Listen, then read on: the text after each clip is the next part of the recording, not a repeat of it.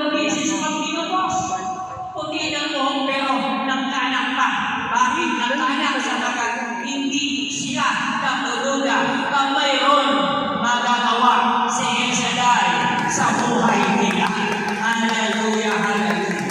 Kaya, sabi ko sa naging kapatid, huwag mong sabihin, isipin, ang edad mo, 45 ay wala na.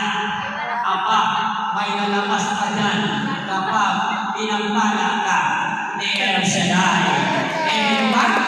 Amen ba? Kaso nga naman gusto mag-asawa. Hindi na boyfriend asawa na.